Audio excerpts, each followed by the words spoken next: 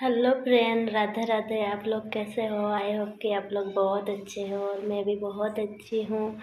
मैं आज बात करने का, आप लोगों को थंबनेल देख के पता चल ही गया होगा किस तारीख से मैं बात कर रही हूँ। ज़बरदस्त लव स्टोरी इंस्टाग्राम का। तो ये लव स्टोरी किसी की नहीं है, किसी और की भी नहीं है, मेरी खुद की है ये लव स्टोरी।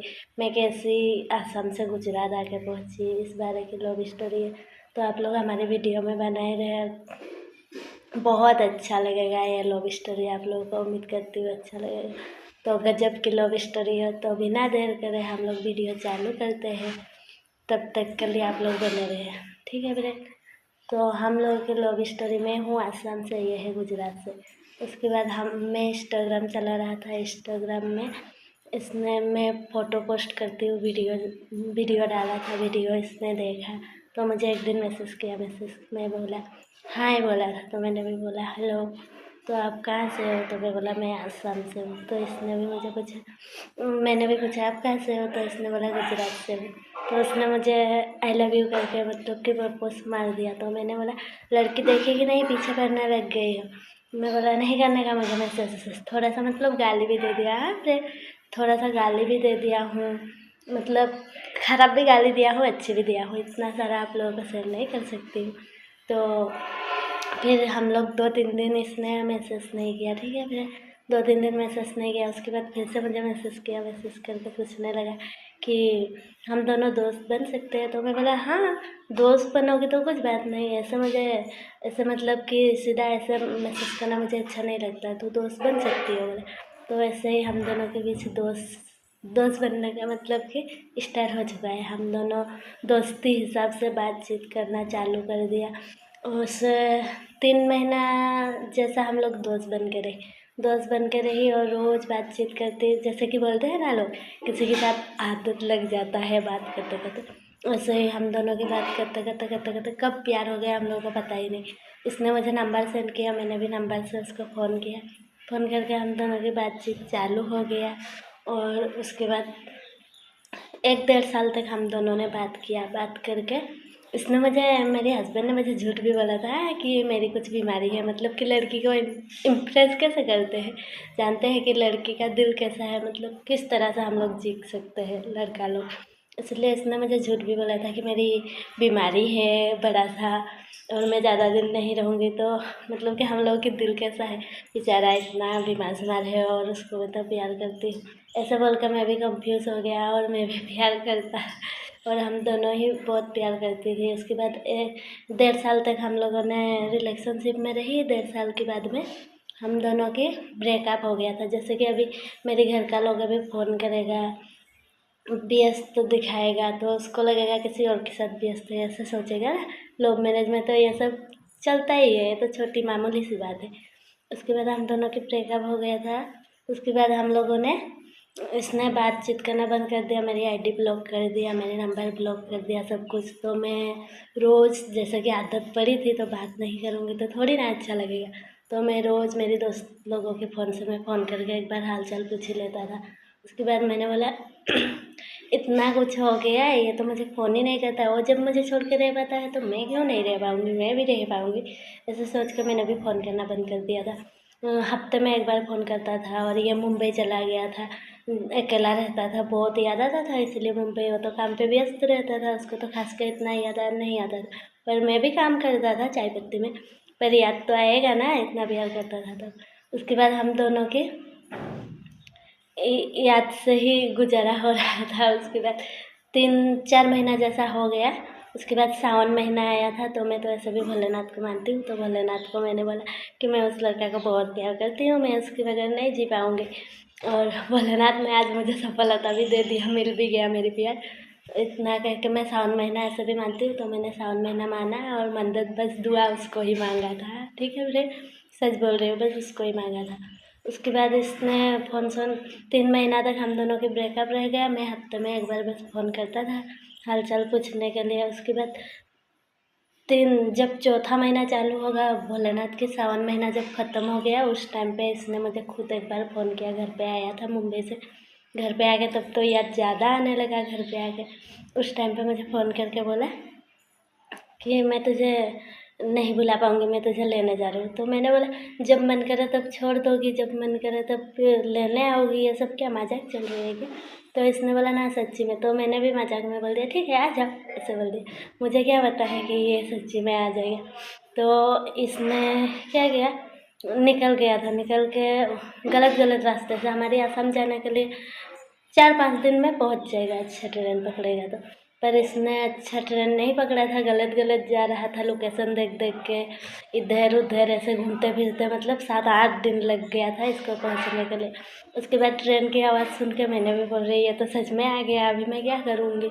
उसके बाद मेरी 2 भाभी है, एकदम फ्रेंड जैसा है। वो भाभी लोगों को बताया ऐसा ऐसा बात है, मैं एक लड़का को प्यार करती हूँ, वो लेने आ रही। तो भाभी लोग भी पूरा एकदम चिंता में पड़ गया है, इतना दूर, मतलब कि इतना दूर लड़का कैसे होगा कैसे नहीं। पक्का मुझे इतना तो भरोसा है जैसा भी है, लेकिन बहुत अच्छा है। मैं इतना दिन उसके साथ बात किया हूँ तो उसकी मन तो इतना तो मैं तो जान ही चुकी हूँ कि वो कैसा है, किस टाइप का है, अच्छा है या बुरा है। जैसे कि हम लोग लड़के की एक फीलिंग रहता है कि वो लड़का अच्छा है या बुरा है, ऐसे ही मैं अपने मन की सुन रहा था। मैं भाभी लोगों को बोला नहीं बहुत अच्छा है वो लड़का, मैं जानती हूँ उसको। उसके बाद भाभी लोगों ने पूरा डर रही है और रो रही है मुझे, पूरा मतलब कि रो रही है, एकदम कंफ्यूज हो जा रही है। उसके बाद इसने जाके पहुंचा और हम लोगों ने बस ऑनलाइन में बात किया है, इंस्टाग्राम में और ऐसे व्हाट्सएप में वीडियो कॉल में बात किया हूँ। रियल में तो कभी देखी नहीं हूँ फ्रेंड। और मैंने फ़ोन सोन भी फोड़ दिया था, मेरे पास फ़ोन भी नहीं था ये जब लेने गया था। तो हमारे इलाका में गया था, मुझे गुवाहाटी आना था पर मैं गुवाहाटी तक नहीं आ पाया, हमारे इलाका में इसको जाना पड़ा। हमारी 2-3 मतलब मेरे घर से 2-3 स्टेशन आगे आया था और मैंने भी घर पे बोला कि मुझे कुछ काम से मतलब बाहर जाना है, ऐसे बोल के मैं आई। मतलब हम दोनों की ऐसे भी लव मैरिज तो भाग के शादी किया हूँ ना, तो मैं ऐसे घर पे झूठ बोल के निकल के टिफ़िन बनाया था, इतना दिनों के बाद में आ रही है बोल के मैंने रोटी बनाया था, सब्ज़ी बनाया था और टिफ़िन लेके निकल के आया था। फिर आया और पहली बार मैं अभी इसको अभी ट्यूशन में आ गया, मतलब कि कोई भी लड़का को घूरूँगी तो कोई भी क्या सोचेगा कि ये लड़की कैसी है, कोई अच्छा सोचेगा कोई बुरा सोचेगा। किसी को देख भी नहीं पा रहे हो, फ़ोन भी नहीं है फ़ोन करने के लिए। उसके बाद ये साइड में बैठी है और बैठ के ये मुझे पहचान गया था, अनदेखा जैसा हो रहा है। फिर मास्क लगाया हुआ है और मस्त से तैयार होके गया है। और उसके बाद मैंने आया आके सीधा उसकी आँखों में देखा, उसकी आँखों में देखा तो आँखों से ही मैं पहचान गया। तो मैं पास जाके बोल रही आप राकेश जी हो?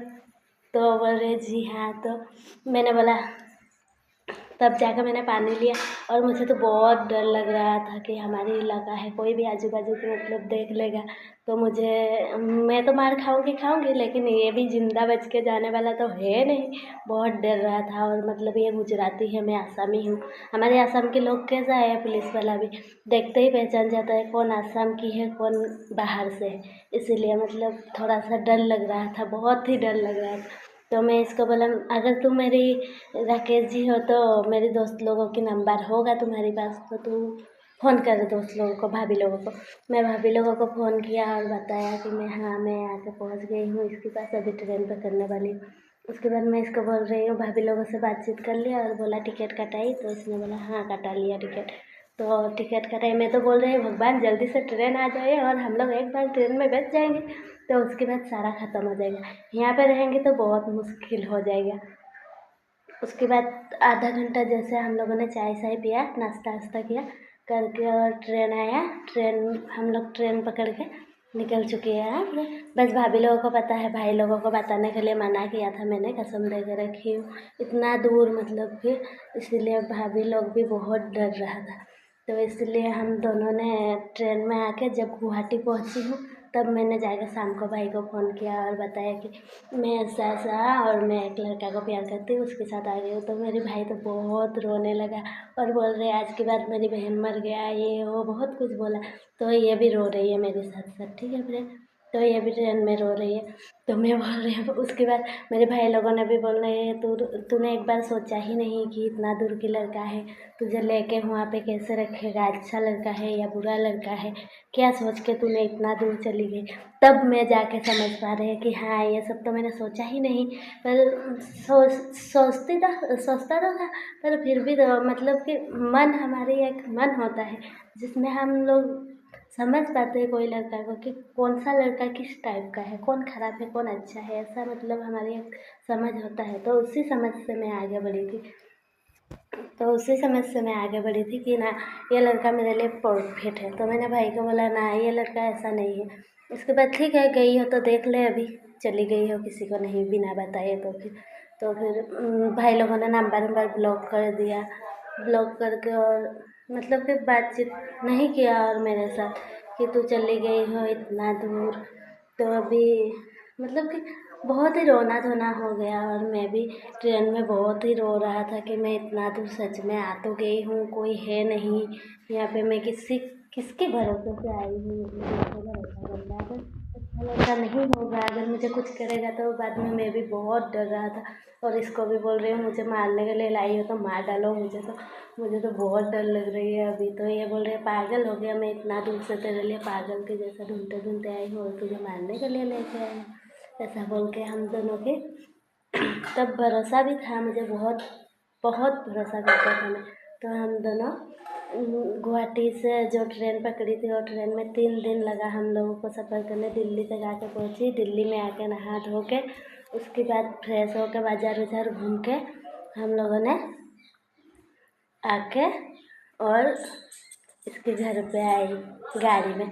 तो फाइनली हम लोगों की लव स्टोरी इतना ही था। और इंस्टाग्राम की लव स्टोरी है, और इंस्टाग्राम से मैं आज आके गुजरात पहुंची हूँ, इसलिए मैंने सोचा कि आप लोगों के साथ थोड़ा शेयर कर देते। आगे भी बहुत कुछ है पर वीडियो बहुत लंबा हो जाएगा। ये भाषा उषा की कुछ मतलब आसाम में अलग भाषा, गुजरात में अलग भाषा, हर जगह में तो एक ही जैसा भाषा नहीं होगा। आगे भी बहुत कुछ है पर वीडियो बहुत लंबा हो जाएगा, इसलिए मैं इतना भी लंबा नहीं कर रही हूँ। कमेंट सेक्शन खुला है, आप लोग अगर कुछ मुझे पूछ सकती हो तो मैं ज़रूर आप लोगों के हिसाब से वीडियो बनाने की कोशिश करूँगी। अगर आप लोगों को वीडियो अच्छा लगा हमारी लव स्टोरी तो लाइक करना, सब्सक्राइब करना, कमेंट करना। तब तक के लिए बाय बाय।